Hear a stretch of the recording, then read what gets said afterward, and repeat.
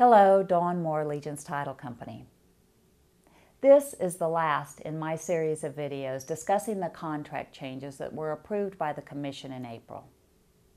The new contracts are mandatory for use by real estate licensees as of June 1. Be sure that your templates are all up to date. Otherwise, if you write a contract using the old form after June 1, you may be considered as practicing law without a license.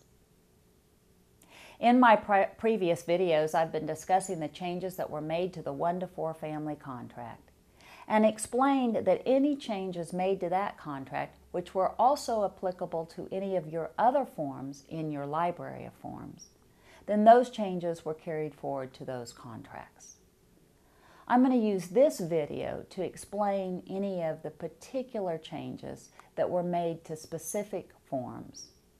In the residential condominium contract, under paragraph 2B regarding delivery of the association documents, choice 3 that simply states that buyer has received seller's affidavit that he has requested the information has been deleted from the contract. Basically, that choice is irrelevant. Either the buyer has received the documents or the buyer has not received the documents. So that third choice has been deleted.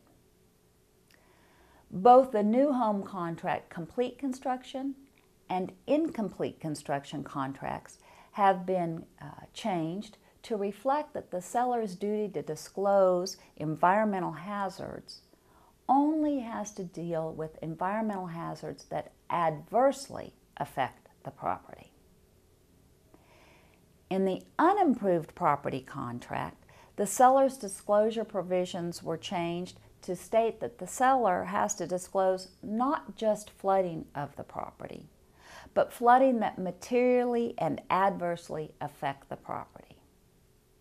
It also states that the seller doesn't just have to disclose environmental hazards that affect the property, but rather environmental hazards that materially and adversely affect the property.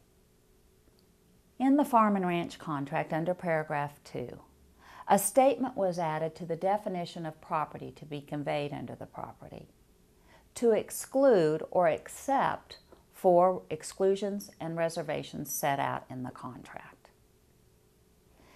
Then a change was made to the reservations paragraph to state that reservations of oil, gas, and other minerals, water, timber, or other interests is either made in accordance with an attached addendum or special provisions. However, please remember the rule that if there is an addendum that is promulgated and it works for a particular purpose, you must use that addendum as opposed to going to special provisions and inserting a clause.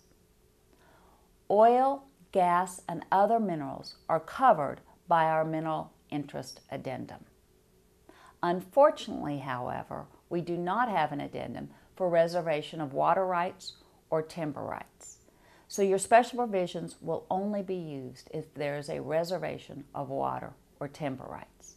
Otherwise, you will use the mineral interest addendum.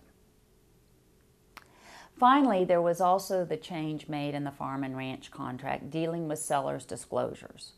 Once again, the seller only has to disclose environmental hazards that adversely affect the property, not just those that affect the property.